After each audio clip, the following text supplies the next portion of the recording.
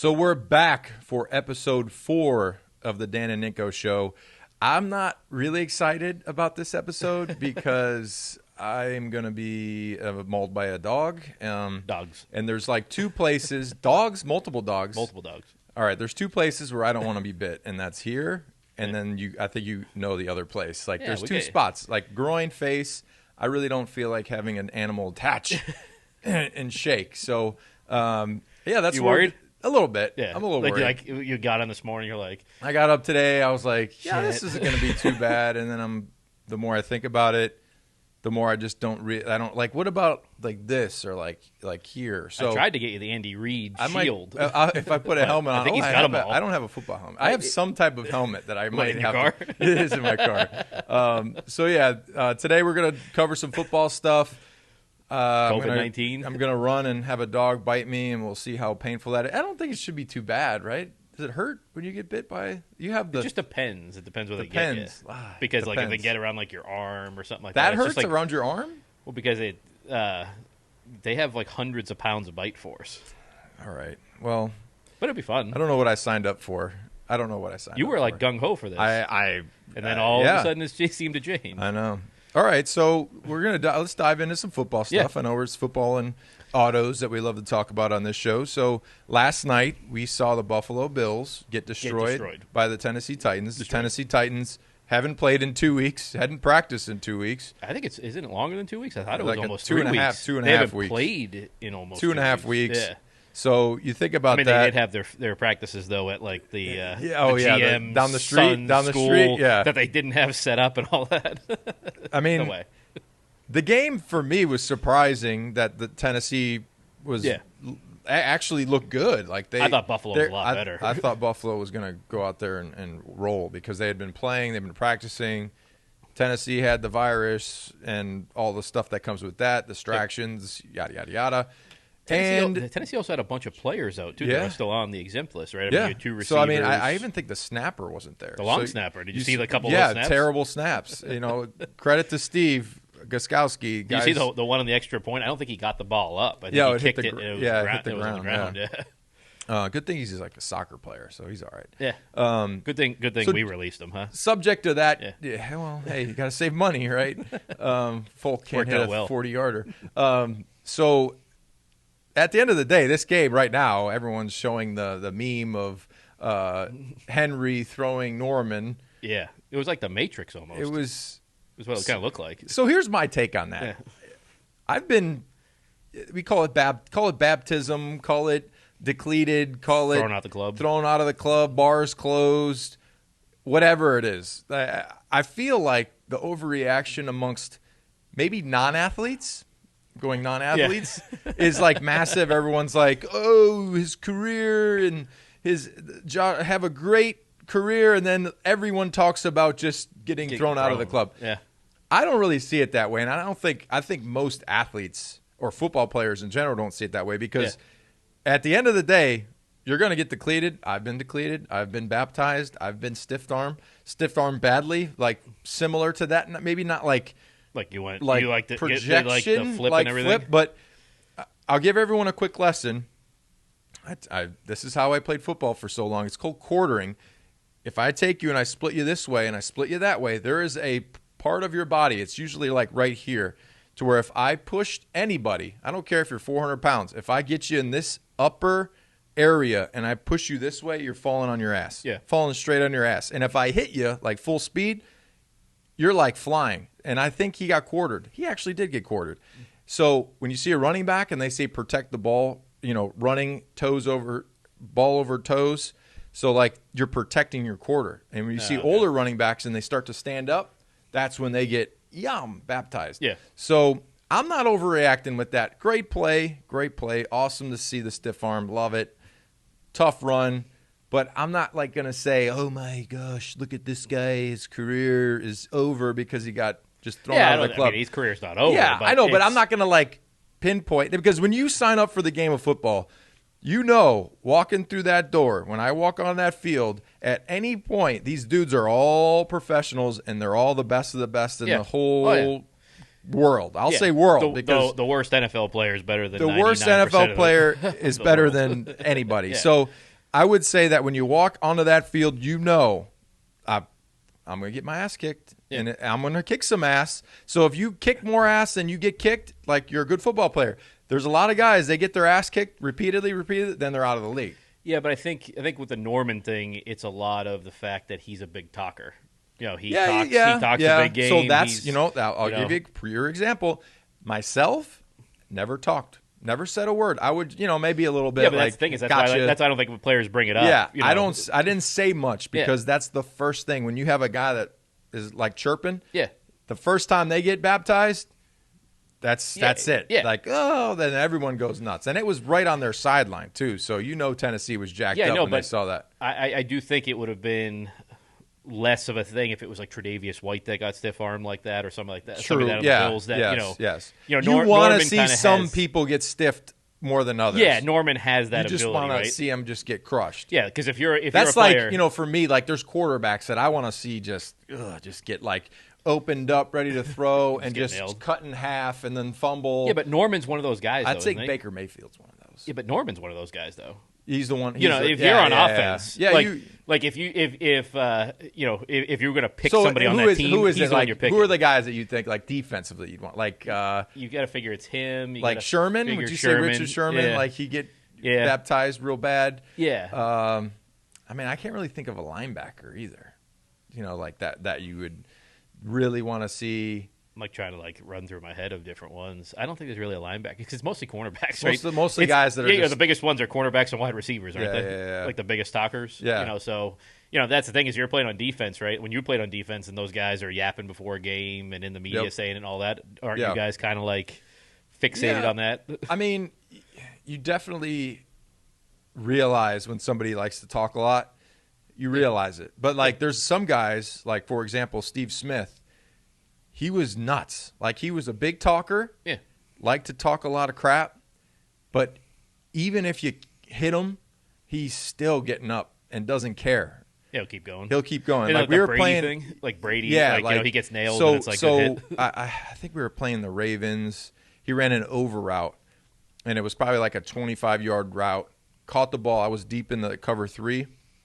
And right when he caught it, I came up, and right when he came down, I helicoptered him, hit him pretty good, and it didn't even fade. He just got up and he was like talking, and he'll be coming off the field and he'll bump linebackers, he'll bump anybody. He doesn't care, and he's this big, he's tiny, but he's a little bit, he's a little cuckoo. Yeah, but that's the thing. Like Norman though, Norman will talk like that, and then he'll get burned on a 60-yard pass play, and then he's still talking. Then he's still talking. Well, some guys just don't know. If you can talk, sometimes a lot of guys they talk the talk. They back it up. Yeah. They can back it up. So if you can back it up, power to you. Yeah. For me, I was always like, okay, let me catch my breath because the next play I'm going to have to go against a mammoth person. So I was always thinking about the next play. Like, okay, that play was good. Let me just get myself together here, try and do another good play, have a good game. But at the end of the day, there was plenty of guys. Brandon Spikes was actually a massive crap talker.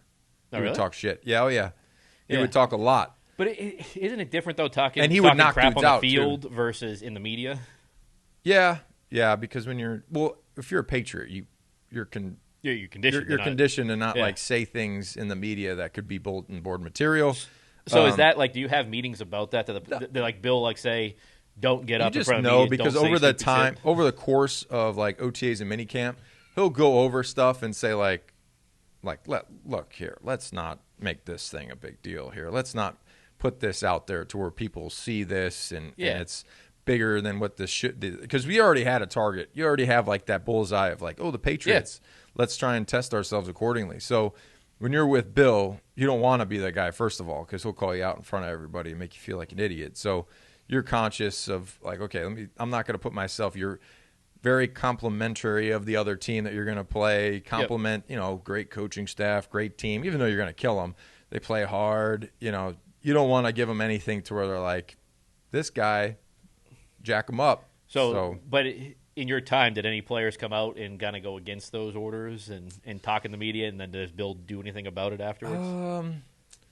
As far as saying stuff about other teams, I really don't think so. Yeah. I mean, seems like that would be something. He killed me one time. He killed me one time for the captains go in before the season and talk about the previous year, and the media's in there that ask you. And it was me and Logan. I think it was Devin.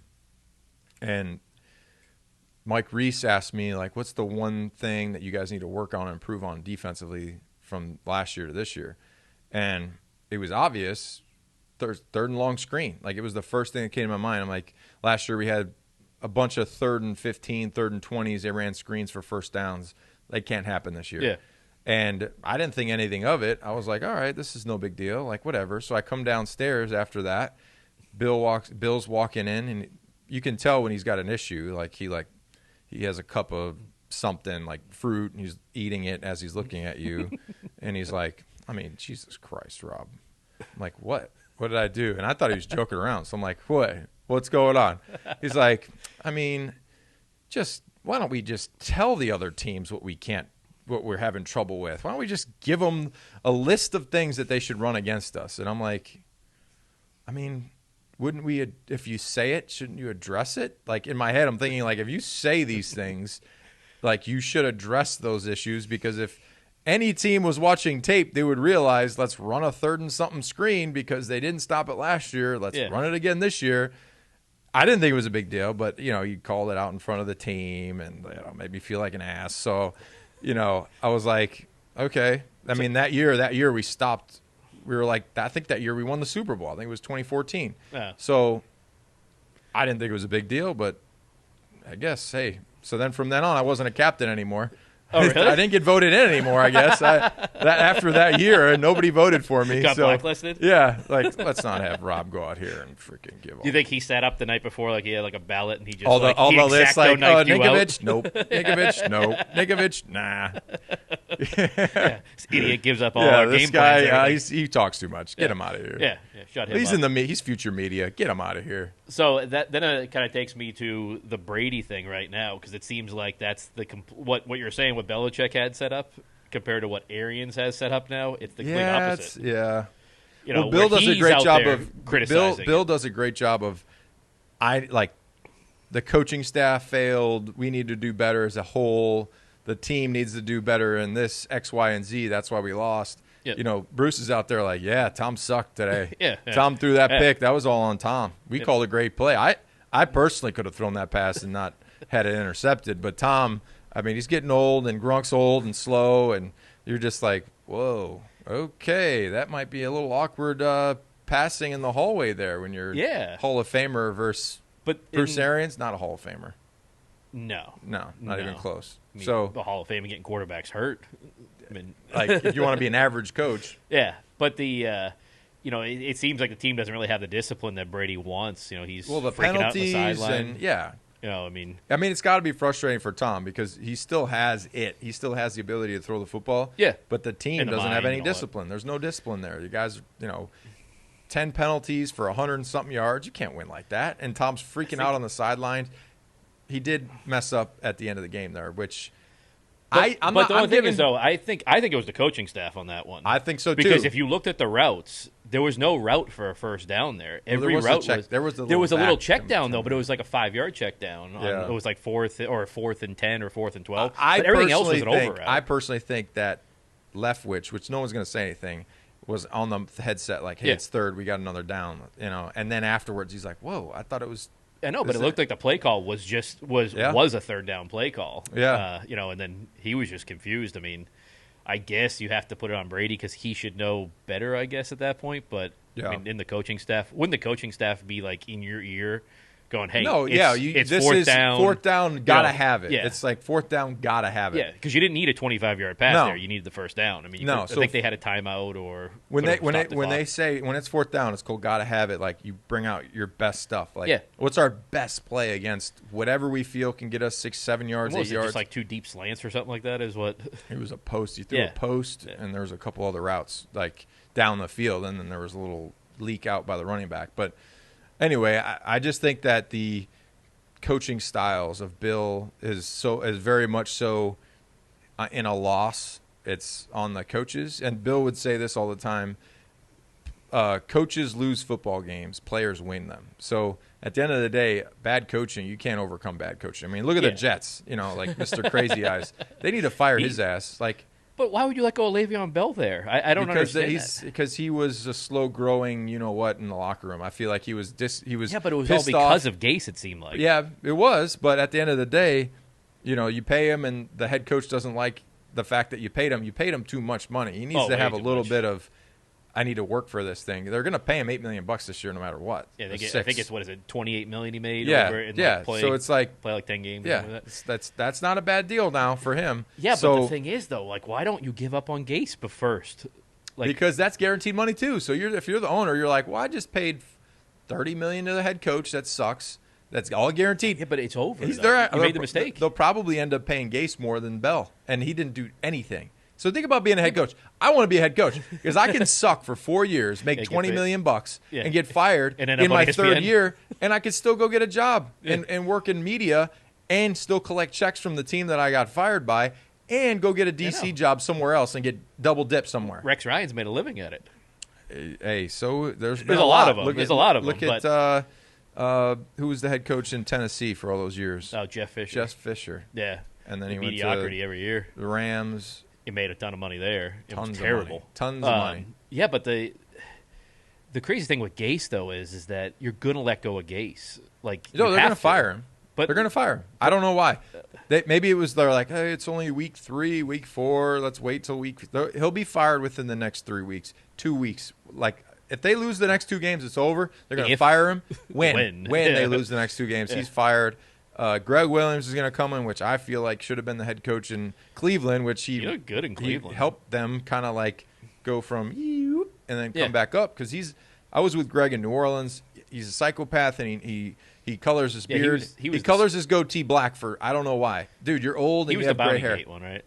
Yeah, he was you take them out. Hey, cut off the head, the body will die. That's what he used to say. I'm like, so you want us to hurt the guy?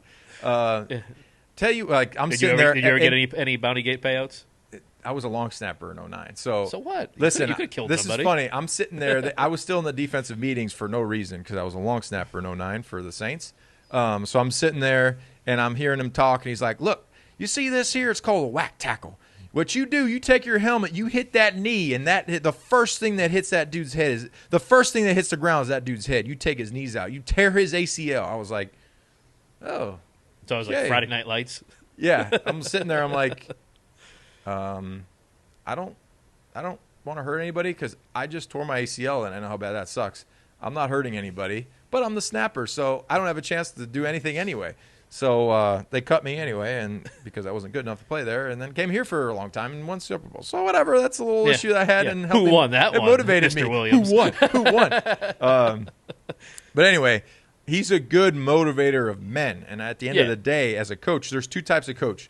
There's the by the book, like very smart, Adam Gase, great at offense, stays up all night, guru. He's great no at people offense, skills, though. No people skills. So that's the one style of coach. Very, very smart in the books, understands all the rules, understands the routes, understands everything about football. Then on the flip side of it, you have your maybe not so like I know everything here, but I know how to get a player motivated to play. It's a player's coach. It's a player's coach. Yeah. So there's 2 styles. There's your knowledge coach that might not be able to relay a message to the team and stand up in front of the team and have everyone jump out of their seats saying, let's go run through a brick wall. And then you have a coach that Rex Ryan is smart, very smart defensive coach. But like offensively, I don't think that you'd say like, oh, Rex is a genius. He's a defensive guy. But he can get a guy motivated. Yeah. He can get a team ready to go play against a team that probably has most of the chance to beat you, but you can go out there and say, look, guys, these dudes aren't shit. We can go out here and kick their ass. You just got to punch them in the face and then get up early on them, and they'll fold. The players coach don't ever seem to stay, though. I think Vrabel looks like he's a players coach, but he can get a team motivated. Yeah. But when you put Belichick kind of in there, because he can get the team motivated. I think Belichick is more knowledge than he definitely knowledge. Motivator. But I mean, he gets guys to play for him though. He does. You know what I mean? Yeah. I think he's smart with it because he gets the right players. He does it because he has the right personnel. Yeah. And gives them all the knowledge that he knows the game plan, and the knowledge of the game plan and the knowledge of what you're about to go do gives you the confidence to go out and play better because like I got this thing down. I know what they're doing on first down. I know what they're doing on second down, third down. we got this thing. Let's go out here and play. And we got Tom Brady on offense. Yeah, but that's why I think Belichick's not a coach that could go like into an existing team almost. He has to take it and build his own team because he's going to put his own guys that he knows how to motivate. He's not going to be able to motivate like the average NFL player. He's going to get the smart guys, the guys that, they're maybe the underachievers before, that he's going to get everything out of his players is kind of what I think it is. Yeah, I mean, you got a lot out of me. And but then I think I didn't have the opportunity in some places. Bill gives guys opportunities because he sees a certain role that he feels that person could fill and be successful. So, like for myself, perfect example, other teams, they didn't see any potential. They just said, okay, run down on kickoff, snap a football for us. Yeah. That's it, So yeah, it seems like that. I mean, that's why every year they've got the undrafted free agents making the team and stuff like that. But I think that segues into now all the firings, right? Like, you got last week you got Bill O'Brien, another Belichick disciple, fired. I think I was watching something that was talking about like the Parcells tree and the Belichick tree, and all these coaches succeed under the Parcells tree, but nobody's succeeding under the Belichick tree. I mean, Bill has everything has worked out perfectly for Bill. You come into a position where you have a team, where you have an owner that lets you kind of do some things differently than other places. You have Tom Brady, who just comes in because Drew Bledsoe goes down and happens to be the best quarterback ever to come in and replace a guy. But you go to like some other places, like Matty P, it's tough for Matty P. He goes into the Lions organization, who they're not very good. But they were you look kind of on an uptick though before he came in there. Well, when a new coach comes in, you have to kind of like reset everything. Yeah. You got to get your own people in there. You got to get new personnel, new coaches. It's not easy to get that flip. Yeah. Vrabel goes to Tennessee, and they already had they had a good team. Yeah. They had young players. They had a good defense. Their quarterback position was in flux. You bring in Tannehill, he works out for you. So it's tough because Bill has the ability to walk into a room and it's Bill Belichick. That's Bill Belichick. Yeah. When you're a new coach anywhere else, you're just another all right, you got to earn the respect. Bill has the respect of everybody no matter where he's at. So if you went somewhere else right now, everybody that sees Bill Belichick, they're instantly like, oh, shit, that's Bill Belichick. They're all like Sean McVay at the Super Bowl. Hey, Bill. Yeah. Hey, Bill. Hey, man, I'm a real big fan of you. Yeah. Here's my ring. Yeah. You're going to take this one from us, They had McVay has that guy that pulls him off the sideline so he doesn't step on the field. They needed him there during that exchange before the game, pull him away. He was just so, just enamored with him, just being around him. It's crazy. All right, let's take a break. We'll talk about our picks. You beat me. Ugh. I beat you the last couple of weeks, though. But anyway, we'll look at our picks. We'll talk about that. And then we'll get into the dog attack. Great. You excited about that? Not really. It'll be fun. All right. All right, so we're back. We're going to do our picks. I know last week I lost, which is big time. BS. Because Big time loss. Well, hey, guess what? Sometimes even the best guys. You got Josh even Norman, the best guys stiff-armed. lose a little bit, okay? Every now and then, even the best fall. The mighty have fallen before. I had a terrible week a couple weeks ago. So let's get into picks. We're going to talk about the elephant in the room with the COVID and how it's affecting teams and schedules and my freaking fantasy, because I've had a bunch of guys that have had bye weeks and have lost, and I was on a hot streak, and then all of a sudden, hey, I don't have three of my best guys, and Michael Thomas wants to punch his freaking teammates. Give me a break. What's your record? I was 4-0. Oh, so now I just lost. Yeah, but it's one loss. It still pisses me off. All right, Michael Thomas, stop punching people. Jesus. Yeah, Sorry, I shouldn't. Yeah, but it got worse. I think we get into it in a little bit. Trade his ass to the Patriots. It got worse on Twitter. He was Twitter or Instagram or something. He kept posting a bunch of crap last night. Pay a guy, and guess what? They start to lose all. All right, so first game we got Texans Titans. This seems like an easy one. Titans look really good. All right, Bengals Colts, another easy one. Colts put up a bomb last week, I think. I'm going Bengals on this one. Whoa. I think the Colts are going to slide 2 in a row. I'm going to go Colts on this one. All right. All right, we got Falcons Vikings. Ooh, I'm going Falcons. No. I'm going Falcons. The Falcons are, I'm going to go Vikings. Okay. All right, easy one. Broncos Patriots. Patriots. This one's going to be a tough one. The football team versus the Giants. Giants. Football team don't have a quarterback anymore. Alex Smith. Yeah, they got Alex Smith. Dude, when he throws the ball, he's still favoring his leg. He doesn't want to get hit. Yeah, I mean he did get I his leg know, broken but he's in playing half. football. He's like he shouldn't be. He Playing shouldn't be football. playing football. That's No. what I think. Like No. just like dude, don't play. I'm gonna go Giants too. I think the football team's terrible. Ravens Eagles. I'm going Ravens. This one's gonna be going Browns Steelers. Steelers. I'm gonna go the Browns in this one. The Browns play the Steelers really well, and I'm not buying the Steelers hype. I don't think they're that good. Okay. Bears Panthers. Panthers. I'm gonna go Bears on this one. This is gonna be a wild week again. I know. I think we'll go Bears. We got a lot of opposite picks. Panthers I like this. are doing well. All right, then we got another one. Lions Jaguars. There's a bunch of Lions. Thursday night I'm games. going Lions. Got to go Matty P. Come on. Yeah, I'm gonna go Lions too. I think they win this one. Jets Dolphins. Ooh, Dolphins. Jets are gonna get killed. So Yeah. Dolphins. Yeah, Dolphins. That was a good pick last week too on the Yes, it Dolphins was. 49ers. Yes. Packers Buccaneers. I know this one's gonna be a tough one for you. Packers. I'm going Packers. The Bucks. What? The Bucks. They were great, and then last week I'm like, what the heck? But that's your boy. You I got him on can't the go bench against- in fantasy. I did put him on the bench. He's my boy. Yeah, I'm But gonna I'm go going Packers I'm because gonna go Aaron Packers, Rodgers, too. and he's out of his mind right I'm gonna now. go Packers. Buccaneers not that good. Rams 49ers. Rams. Yeah, Rams. What's up Jimmy with your boy G's Jimmy looking G? bad. Confidence. He lost some confidence. That's big. That's key in football. It's the biggest thing anyone can have is confidence. He's lost it a little bit. Is he gonna be cut here soon? No, he's made too much. No, they're not going to cut him. Not cutting him. This is a good game Monday night. He'll come Chiefs, right back here, guguaranteed too. Would he? Yeah, of course he would. Just like Bill run him bring right him right back. back? Yeah. Bill traded him there because he wanted to put him in a good spot. Yeah.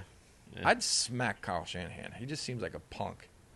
Yeah. Like the way I he get looks, that. you know, like just he's like, Yeah. you know who my dad is? I just don't think they're that good, the 49ers. Yeah. Chiefs Bills.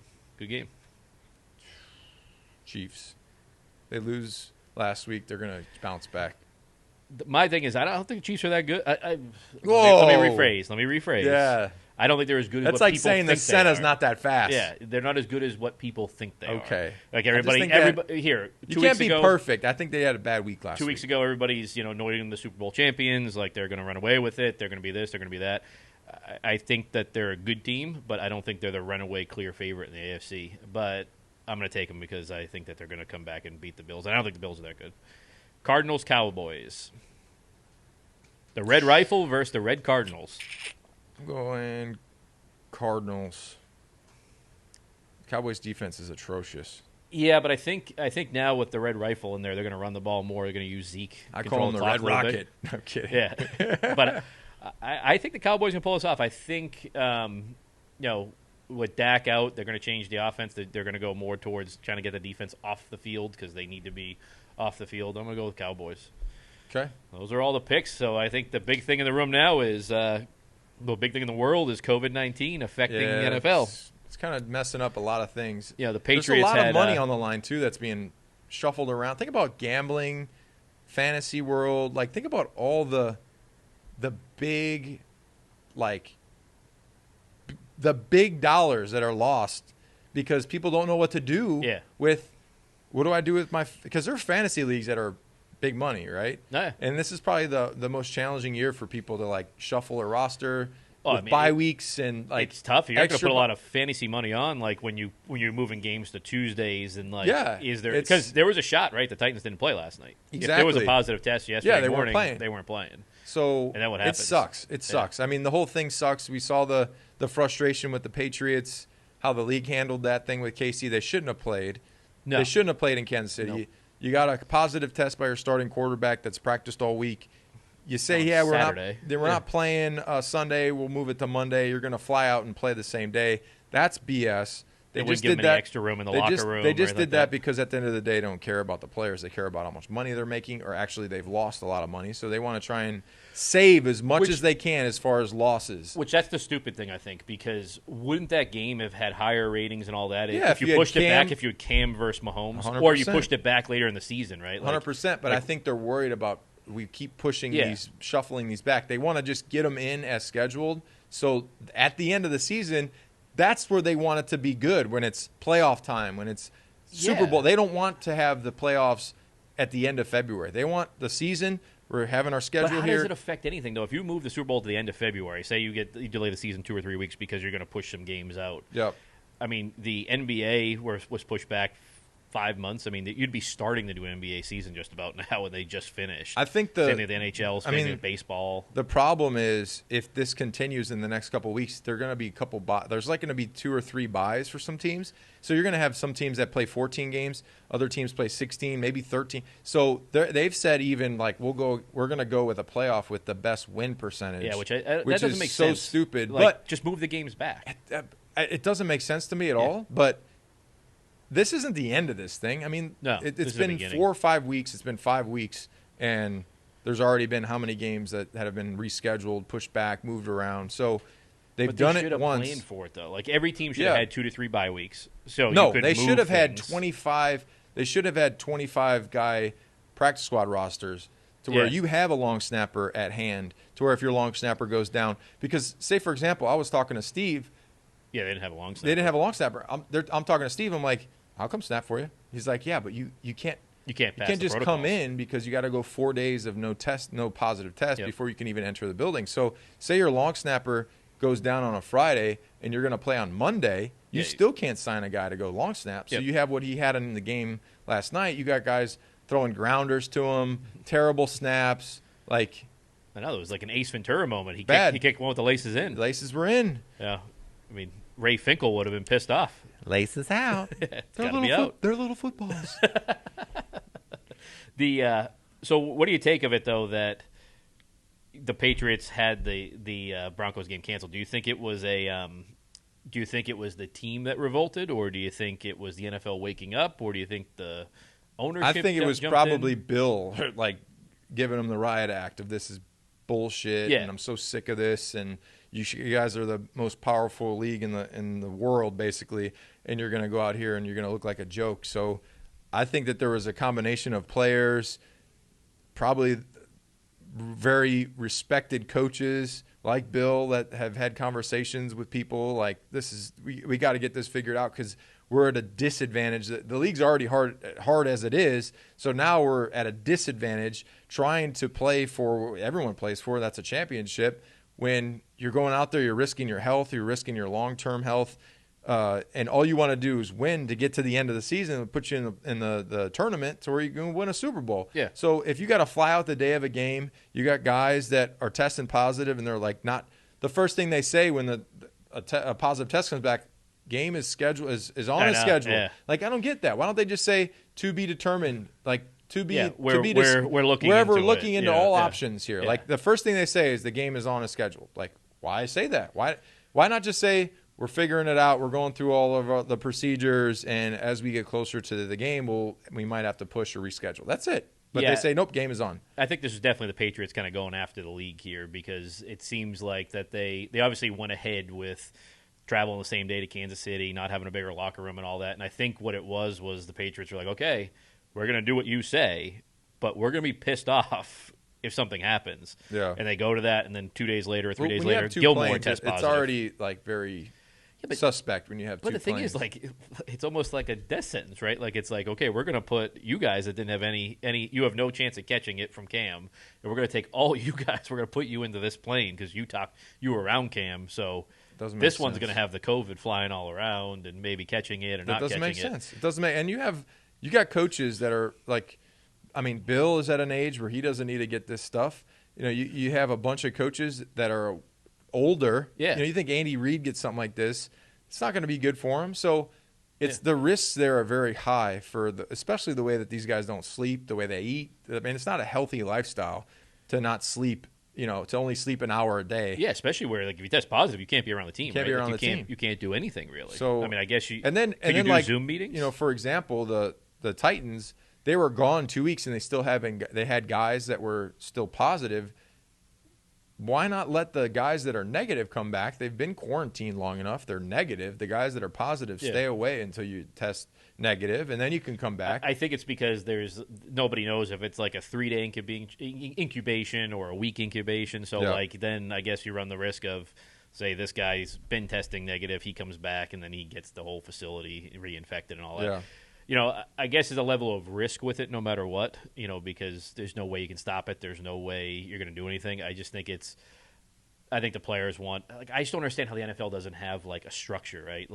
Because this is what's going to happen. If you test positive on Friday, all these question marks. They don't know. The league has no idea. They just want to make money. They should have had something together. I think the problem you run into is that none of the players they don't know what happens, right? If there's a positive test on a Thursday, how many days you need to have the facility closed down? Because what's out there with the reports are the NFL didn't shut down the Patriots facility. The Patriots shut it down.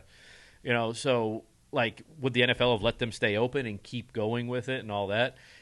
And I almost think part of it's a little bit of Bill Belichick going into trying to get the team in this us versus them role. Yeah. Kind of back into it because the Patriots are being loved now, right?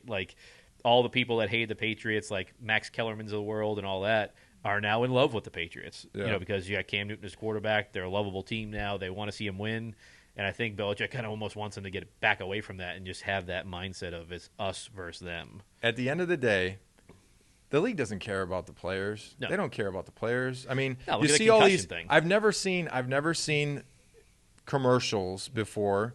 They wanted to change the narrative of head trauma, which I still see guys out there getting scrambled eggs every freaking game. There's guys out there getting banged up, scramble their brains around. So down the road, I mean, okay, let's not give a 25-year-old COVID who has the immune system to fight it off, but let's go have him out there and get the scrambled eggs and concussions, and down the road he won't be able to do anything because his brain's scrambled up. But we care about the health and safety of the players, and you see these commercials. We're in this together. It's a guy spraying the locker room with the fogger. It's the mask on the helmets, which not one player has one of those masks on. There's not one player in the NFL wearing that mask. The Oakley thing? The Oakley shield. Yeah. There's not one player wearing it, but it's in the commercial. We're in this together. No. You're in it because you want to continue to make billions of dollars. Why would they have mandated that shield, though? Because it doesn't do anything. It restricts your oxygen probably, and you can't breathe when it's on your mask. But anyway, at the end of the day, it's about money. Yeah. They're just trying to make money. They've lost a ton. I mean, think about just the revenue. Think about just the revenue in parking. At Gillette Stadium, how much is lost. Think about concessions. Every single, not just ticket sales. I'm talking everything that goes into a football game. And the Saints, the Saints are looking to go play at LSU because down south there's different regulations there, and LSU can have fans 25%. But because of the governing bodies in the city of New Orleans, there's 0 fans. So they're going to go play at LSU, which it's just crazy to get some money back. In Florida, you can have 100%. They don't care about the players. That's why they have a board up. It's numbers. Yeah. They don't have your name because if they put a name there, it's more like, oh, Rob, Rob's dealing with a back. Well, can we get him out there Sunday? It's 50's dealing with a back. Oh, 50, we'll be all right without 50. So does Belichick get a lot more credit now too for actually taking player safety into account here with COVID? Where he's shutting down the facility. He had an interview recently, and he's talking about families, and there's more to it than just. But he's always been that way, right? Yeah, I mean, you have your families that are at risk. You have grandparents. You have other people that you're at home with that you're putting in a risky environment to where you don't want a baby or your kids to get that. Yeah. Nobody wants that. So I think at this particular point, he realizes that the stress of just playing football in general is stressful. It's your livelihood. You're trying to make money to raise your family and put yourself in a position to be okay after football. And you're navigating this stress of a virus and getting tested every day, and it's just a tough spot. So, I think Bill, of all the coaches, has the most power when he calls up to the league office and says, I mean, come on, give me a break on what's going on here. We need to have more. It needs to be more reliable. We need to have more clarity. We need to have more conversations here. We need to know more information based on what because at the end of the day, you're like, hey, we're the puppets, the coaches, the teams, the players are the puppets. You're playing Monday, you're playing Tuesday. You're going to fly out Monday and play this game. And it's like, that doesn't seem right. I personally couldn't fly out the day of and play a football game. That's insane. It doesn't make sense because you're dehydrated, number one. Yeah. You go get an IV, you're tired from flying, and you're going to go play a football game. It's just bonkers. So that was absolutely insane. That and they should have won that game. If you had Cam Newton, they win that game. Yeah. Which is crazy. That's why I think they're one of the better teams in the league. But I think too that you're seeing why players opted out from the Patriots, where they had the most opt-outs, right? Because I think Belichick was probably the most open with it all. Like, hey, these are the issues, this is what we're going to do. I think a lot of the other coaches around the league were just trying to, hey, I need you to play.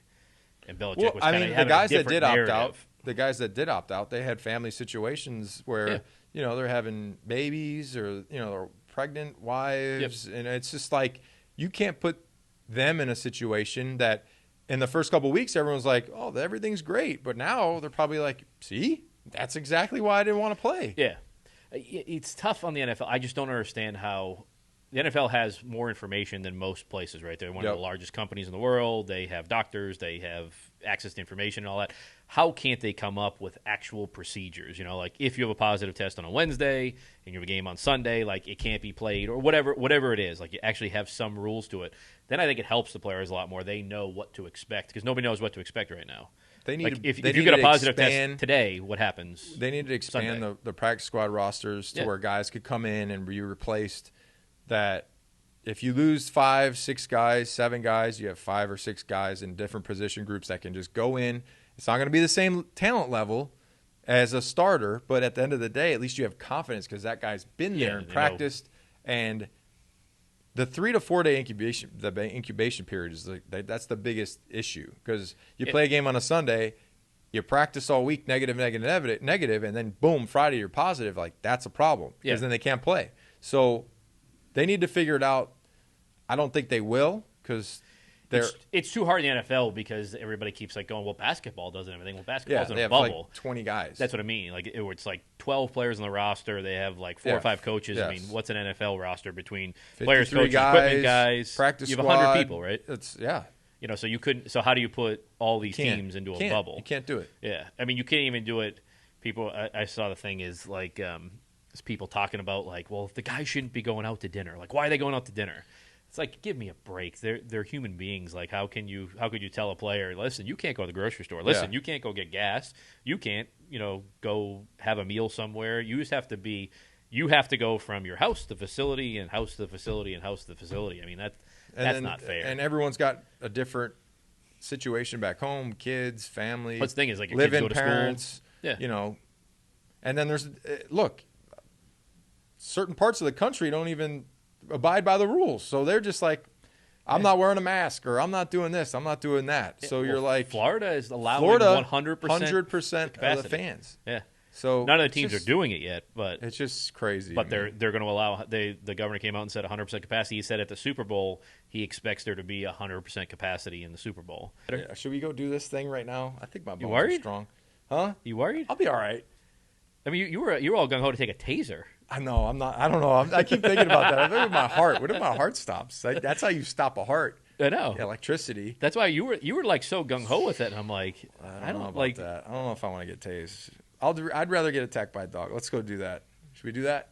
We can. All right. Let's go. Damn. So I'm just gonna. Are you gonna run? Yeah. You gonna try to run away? Yeah. See if you get flipped. See if you get Josh Norman. All right. Let's go. What are you gonna do if they quarter you, the dogs? I'll just take it like a man.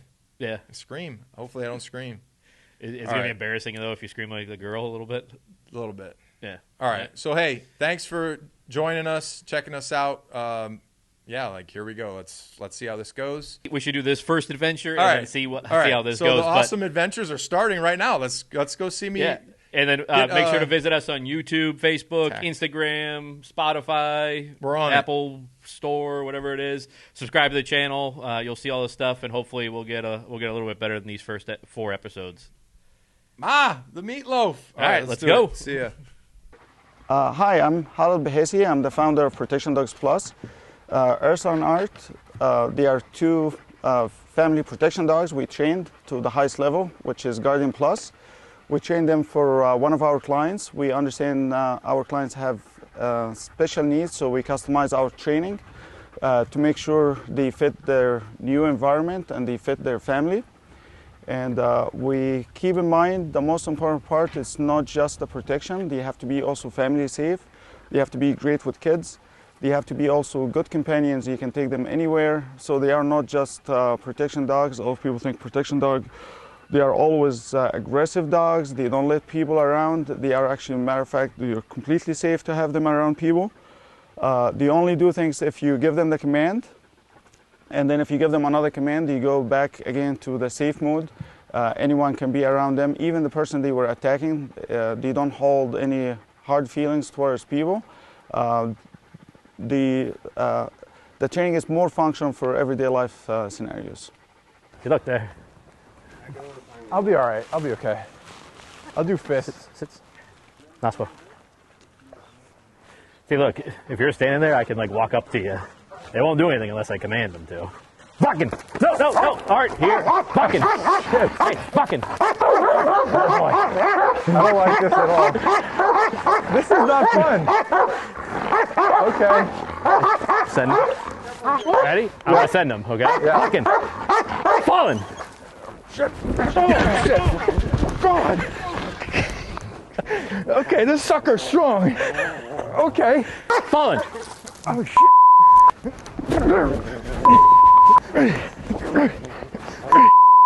He's way stronger. Dude, I would not want to be bit by one of these dogs. You should be able to pet him. Hey, I don't know. I still don't trust that. Falling!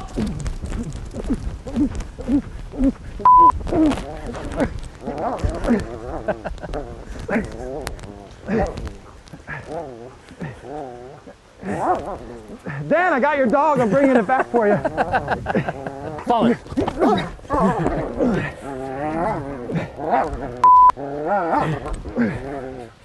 Ercy. Falling! Falling!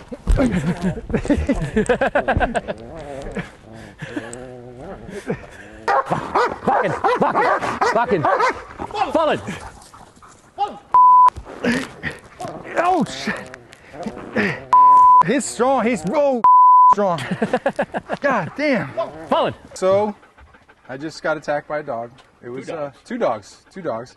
I'm sweating because the suits are pretty thick. I got a few bruises. But we are here with the trainer of the dogs, and he's going to explain to us a little bit about what he does on a daily basis and how do you get these dogs to go on and off, attack me like that. So that's a good question. So in database, we work with them. We want them to be social as possible. As much as possible, we don't want them just do only bite work. We want them to be good with kids, good in everyday life. We want to make sure they have good temperament, so we take them to different places like Lowe's, Home Depot. We have kids petting them. We play with them, so it's not all about them always in a command. We understand they're going to be a family member, so there's a lot of time they are enjoying, playing in the backyard with toys, enjoying time with the kids. And then we do the bite work. There's so many different stages we go through the training to get them to respond to this command set in a normal tone of voice. That's about it. If you're looking for a protection dog and a member of your family, Protection Dogs Plus is the 100% the way to go. They customize everything for you. They listen to what you need. They match the perfect dog to you. From if you have a family, young children, older children, hectic lifestyle, you want to go camping with the dog, whatever it is, they're going to match it 100%, and they're always there for you.